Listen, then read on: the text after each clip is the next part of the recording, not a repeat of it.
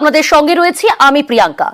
ডিভিসির জলে দ্বারকেশ্বরের বাঁধ ভেঙে বিপত্তি, নদী বাঁধ ভেঙে প্লাবিত হুগলির খানাকুল, বিদ্যুৎ না থাকায় পানীয় জলের সংকট, যাতায়াতের একমাত্র ভরসা নৌকা, বাড়ির ছাদে ঠাঁই মানুষ, গবাদি পশুর, গ্রামে খাবার জল পৌঁছে দিচ্ছে পুলিশ।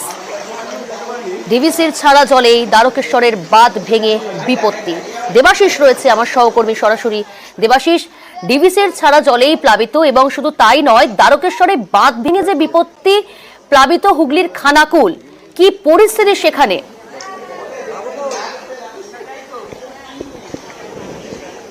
দেখো, সবচেয়ে বেশি হুগলির যদি খানাকুলের সবচেয়ে বেশি ক্ষতিগ্রস্ত এলাকা হয় তা হচ্ছে এই বন্দর এলাকা।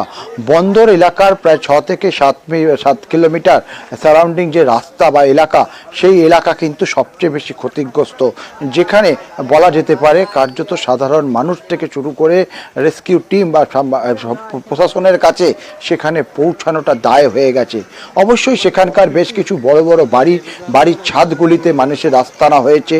গবাদি পশু, গরু থেকে ছাগল, তাদের প্রত্যেকেরই আস্তানা হয়েছে বাড়ির ছাদ। একই সঙ্গে সহবাস করছে মানুষ ও জীবজগৎ। এই ছবি কিন্তু উঠে আসছে গোটা এলাকা, ঘোষপুর, ঠাকুরানীর চক, ধান্যগিরি সহ বিস্তীর্ণ এলাকার এক ছবি। সবচেয়ে বড় সমস্যা হচ্ছে যেটা, তা হচ্ছে পানীয় জল। তার কারণ, যবে থেকে এই বাঁধ ভেঙে জল ঢোকে তারপর থেকেই সেখানে বিদ্যুৎ বিচ্ছিন্ন করে দেওয়া হয়। সেই বিদ্যুৎ বিচ্ছিন্ন করে দেওয়াতে কিন্তু মূলত যে পাম্প করে জল তোলা, সেই জল তোলার কাজ কার্যত বন্ধ হয়ে গেছে। ফলে পানীয় জলের অতি সংকট সেখানে দেখা গেছে। সাধারণ মানুষের দাবি, সারাদিনে 1 গ্লাস থেকে 2 গ্লাস জল তারা খেতে পাচ্ছে, কারণ রেশনিং করে তাদেরকে জল খেতে হচ্ছে। কারণ কবে আবার জল পাবে তা নিয়ে কিন্তু পরিষ্কার নয়। পুলিশের তরফ থেকে বিভিন্ন যারা গ্রামবাসীরা আসছে নৌকো করে, তাদের হাতে বেশ কিছু জলের প্যাকেট দিয়ে দেওয়া হচ্ছে, কিন্তু গ্রামবাসীদের দাবি তাও যথেষ্ট নয়। কার্যত টায়ার টিউব ব্যবহার করে বাড়ির রান্নার কড়াইয়ের ওপর বসে সাধারণ মানুষকে 7-8 কিলোমিটার দূরে এসে কোথাও থেকে একটুখানি জলের সংস্থান করে নিয়ে তাদেরকে ফিরতে হচ্ছে গ্রামে। ফলে সবচেয়ে ভয়ঙ্কর পরিস্থিতি এই মুহূর্তে কিন্তু খানাকুলের বন্দর এলাকা। ঠিক, অনেক ধন্যবাদ দেবাশিস। কি অবস্থায় আছেন? বাড়ি তো সব ডুবে গেছে। হ্যাঁ, এখন আছেন কোথায়? এখন সেই তক্তপোষের উপরে রয়েছে, এখন তাতে উঁচু করে তুলে দিয়ে তার উপরে রয়েছি। জল ফল? জল ঘরের ভিতরে একদম। খাবার জল টল কিছু? খাবার জল ফল খুব অসুবিধে। কারেন্ট ফ্যান নেই? না, কারেন্ট নেই। খাওয়া দাওয়া এমনি খাওয়া দাওয়া? খাওয়া দাওয়া তো একবার যা করে রান্না করেছি, এইরকম কি করে কি হবে তার ঠিক নেই। এরকম ভাবে থাকতে হচ্ছে, কি করব? কেন আপনারা সরে যাচ্ছেন না কেন? আপনাদেরকে কোথায় যাব? ক্ষতি হলে কি করব? এখানেই থাকতে হচ্ছে? হ্যাঁ, যেও করে তো থাকতে হচ্ছে এখানে। বাড়িটা কবে হেলেছে এরকম ভাবে? এই তো বন্যা বাড়ছে, যেই দিন থেকে সেই দিন থেকে তো এরকম হয়ে গেছে। এর পাশাপাশি উদয়নারায়ণপুর, সেখানকার ছবিটা দেখাচ্ছি। এখনো জলমগ্ন উদয়নারায়ণপুরের বিস্তীর্ণ এলাকা, 11টি গ্রাম পঞ্চায়েত জলমগ্ন। উদয়নারায়ণপুরের জলে প্লাবিত আমতার 6টি গ্রাম পঞ্চায়েত। 6000 মানুষকে নিরাপদ আশ্রয়ে সরিয়ে নিয়ে যাওয়া হয়েছে। সন্তু রয়েছে আমার সহকর্মী। সন্তু, পরিস্থিতি মোকাবিলায় প্রশাসনের কি ব্যবস্থা? দেখে এখনো পর্যন্ত উদয়নারায়ণপুরের অবস্থিতি প্রায় একই রকম, তবে কিছুটা মেন যে রাস্তা, সেই রাস্তার কিছুটা থেকে কিন্তু জল নেমেছে, কিন্তু গ্রাম পঞ্চায়েতগুলো অবস্থা কিন্তু একই রকম। প্রায় 10 থেকে 11টি গ্রাম পঞ্চায়েত কিন্তু এই মুহূর্তে জলমগ্ন। প্রায় 40 থেকে 50 হাজার মানুষ কিন্তু এই মুহূর্তে আশ্রয়হীন করেছে। তাদেরকে বিভিন্ন ফ্ল্যাট সেন্টারে রাখা হয়েছে, এবং যেটা জানা যাচ্ছে যে উদয়নারায়ণপুরের বিস্তীর্ণ এলাকা, যেই এলাকায় কিন্তু এই মুহূর্তে নতুন করে দেবীপুর সহ বিভিন্ন এলাকায় সেখানে কিন্তু নতুন করে জল বাড়ছে। যেহেতু এই উদয়নারায়ণপুর মেন জলটা যে শহরের বা দামোদর সমভূমির যে জলটা গড়িয়ে নিচের দিকে যাচ্ছে, তার ফলে কিন্তু নিচু যে এলাকাগুলো, সেই এলাকাগুলো যেমন প্লাবিত হচ্ছে, তেমনই আমতা 2 নম্বর ব্লকের বিভিন্ন এলাকায় কিন্তু নতুন করে প্লাবিত হচ্ছে। আমতা 2 নম্বর ব্লকের প্রায় 6টি গ্রাম পঞ্চায়েত এলাকা কিন্তু নতুন করে প্লাবিত হচ্ছে, ফলে কিন্তু দুর্ভোগ বাড়ছে এবং সমস্যায় পড়েছেন কয়েক হাজার মানুষ। ধন্যবাদ। উদয়নারায়ণপুর এখনো জলমগ্ন, 11টি গ্রাম পঞ্চায়েত জলমগ্ন হয়ে রয়েছে।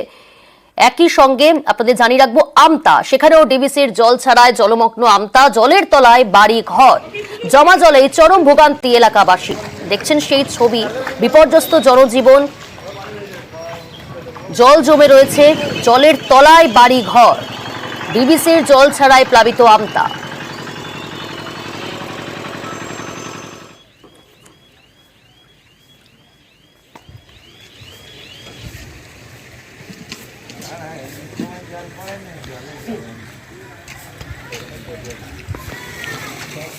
আমতার পাশাপাশি ঘাটালের ছবিটা তুলে ধরছি, সেখানেও যন্ত্রণার জল ছবি। এখনো জলবন্দি বিস্তীর্ণ এলাকা, ডুবেছে রাস্তাঘাট, বাড়িঘর। ত্রাণ বিলিতেও ভরসা করতে হচ্ছে নৌকা ডিঙিতে। দুর্গত এলাকায় ত্রাণ বিলি জেলা শাসকের। হাসপাতালে যেতে হলেও সেখানেও কিন্তু ভরসা করতে হচ্ছে নৌকা ডিঙিতে। নৌকোতে করে ত্রাণ বিলি করা হচ্ছে, ত্রাণ বিলি করছেন দুর্গত এলাকায় জেলা শাসক। এই পরিস্থিতি ঘাটালের যন্ত্রণার জল ছবি। এখনো পর্যন্ত জলবন্দি বিস্তীর্ণ এলাকার মানুষজন। দেখছেন কি পরিস্থিতি, জলে ছেড়ে দিন না আস্তে করে। বাঁশের মাচান করে সেখানে তারা আশ্রয় নিয়েছে এবং অনেককেই কিন্তু অন্যত্র সরিয়ে নিয়ে যাওয়া হয়েছে, অর্থাৎ ত্রাণ শিবিরে কিন্তু সরিয়ে নিয়ে যাওয়া হয়েছে। জলবন্দি বিস্তীর্ণ এলাকা, পানীয় জলের সংকট ঘাটালে, সেখানে পর্যাপ্ত পানীয় জল পাচ্ছেন না এলাকাবাসীরা। যদিও ত্রাণ বিলি করা হচ্ছে দুর্গতদের জন্য, সেই দুর্গতদের জন্য ত্রাণ বিলি করছে নৌকোতে করেই কিন্তু ত্রাণ বিলি করা হচ্ছে। সরাসরি রয়েছে ঘাটাল থেকে আমার সহকর্মী উজ্জ্বল। ভয়ঙ্কর পরিস্থিতি ঘাটালে। একদিকে ঘাটাল চন্দ্রকোনা রাজ্য সড়ক, সেখানেও আমরা দেখলাম যে যান চলাচল স্বাভাবিক হলে সেখানেও নদীর জল কিছুটা কমলেও স্বাভাবিক হয়েছে, কিন্তু এখনো পর্যন্ত বিস্তীর্ণ এলাকা জলের তলায়। কি পরিস্থিতি আজকে সকাল থেকে সেখানে?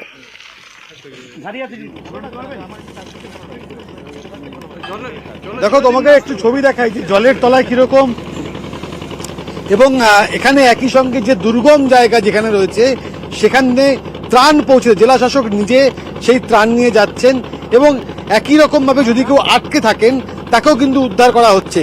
আমি একটা বিষয় জানবো যে এখানে জেলা শাসক রয়েছে, তার সঙ্গে আমরা সরাসরি কথা বলার চেষ্টা করব। স্যার, এখানটায় এখন কি পরিস্থিতি, ওখানে যারা এখনো পর্যন্ত মানুষ রয়েছে তাদের কি অবস্থা? এখন অনারেবল সিএম ম্যাডাম অলরেডি এখানে ভিজিট করেছেন, নির্দেশ দিয়েছেন কি সমস্ত যে ভালনারেবল গ্রুপস আছে, তার মধ্যে যে প্রেগন্যান্ট লেডিজ আছে, আমাদের ছোট শিশু আছে, আমাদের যে ওল্ড এজড পার্সনস আছে, তাকে ইমিডিয়েটলি শিফট করাতে হবে। সেটা অলরেডি কাজ কমপ্লিট করা হয়েছে। কিছু কিছু জায়গায় যে কাঁচা বাড়ি আছে সেখান থেকে লোকজনকে শিফট করা হয়েছে। ম্যাডাম বলেছেন কি প্রত্যেকটা জায়গা ত্রাণ পৌঁছাতে হবে। আমি কন্টিনিউয়াসলি আমাদের সমস্ত টিম যে এখন ফিল্ডে আছে ডিস্ট্রিবিউট করছে। আমাদের যে জলের চাহিদা একটু বেশি আছে, আমাদের 3 যে মোবাইল ট্রিটমেন্ট ইউনিটস আছে এখন ফাংশনাল আছে, যার পার ডে ক্যাপাসিটি আছে প্রায় 2.5 লাখ পাউচেস। সেটা আমি ডিস্ট্রিবিউট করছি। আমি ঘাটাল যে আছে সমস্ত এরিয়া কিছু ওয়াটার পয়েন্টস করছি, যেখান থেকে মানুষজন যে আছে ফ্রি জল পেতে পারে। আমি ব্যবস্থা যে আছে এখন ইন অর্ডার আছে। সমস্যা আছে কি আমাদের প্রায় 700 এরকম ট্রান্সফরমার্স আছে যে এখন আউট অফ অর্ডার আছে। আমাদের যে বিদ্যুৎ দপ্তর আছে ওয়ার ফুটিং বেসিসে কাজ করছে। আমাদের যে প্যাডি যে আছে ফিল্ডস আছে এখন জলমগ্ন আছে, অ্যাসেসমেন্ট কাজ চলছে। আমাদের যে রিলিফ মেটেরিয়ালস আছে, আমি সমস্ত রিলিফ মেটেরিয়ালস পেয়েছি স্টেট থেকে, পর্যাপ্ত ব্যবস্থা আছে এখানে।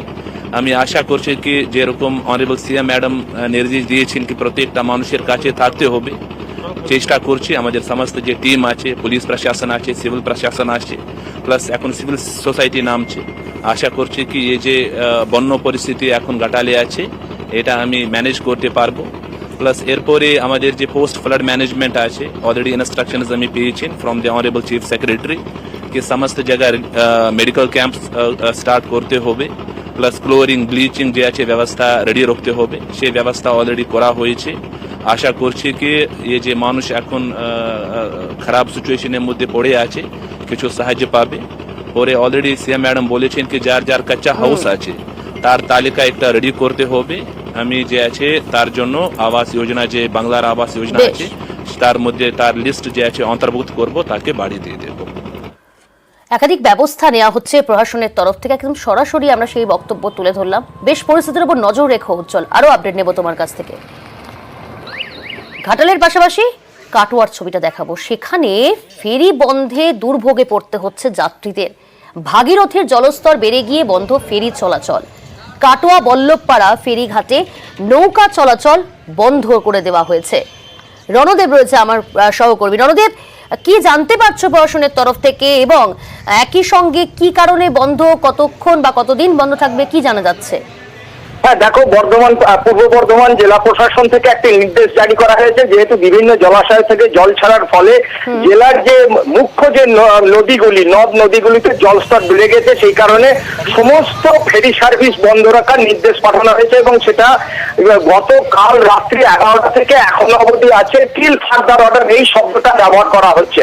সেই কারণে সকাল থেকে কাটোয়া বল্লভপাড়া ফেরিঘাটে ফেরি সার্ভিস বন্ধ আছে, তার পাশাপাশি সাকাই ফেরিঘাট বন্ধ করে দেওয়া হচ্ছে, উদ্যানপুর নদিয়া ভাগ্যবন্তপুরে ফেরিঘাট বন্ধ করে দেওয়া হচ্ছে, দাইহাট মাটিরিয়াল ঘাট ফেরিঘাট বন্ধ করে দেওয়া হচ্ছে।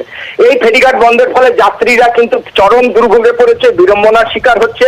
পাশাপাশি ফেরি ঘাটের যে ইজারাদারের যে কর্মী, তাদের দাবি যে প্রশাসনের নির্দেশে বন্ধ করা হয়েছে, জলস্তর বেড়ে গেছে, এটা ঠিকই, কিন্তু নদীতে স্রোতে এত কচুরি পানা এবং ডালপালা ভেসে আসছে, যার ফলে যে নৌকার যে ইঞ্জিনের যে পাখা, সেই পাখায় কচুরি পানা জড়িয়ে যেতে পারে এবং জড়িয়ে গেলে ইঞ্জিন স্তব্ধ হয়ে গেলে নৌকা যেদিকে সেদিকে ভেসে যেতে পারে। ডিজাইনভাবে যাত্রী নিরাপত্তার স্বার্থে এই নির্দেশ দেওয়া হয়েছে।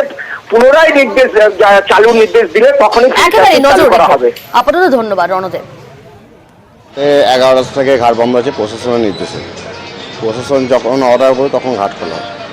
আর ডিবিসি ঝাড়খণ্ড এসে জল ছেড়ে যায়, এদিকে জল হওয়ার চান্স আছে, তার জন্য প্রশাসন আগে থেকে স্টেপ নিয়েছে। বোলপুর থেকে আসছি, আমি পলাশি যাব। সকাল থেকে আমি অনেকক্ষণ অপেক্ষা করছি এখানে। ঘাট বন্ধ হয়ে আছে, মানে জল বেড়েছে পানার জন্য।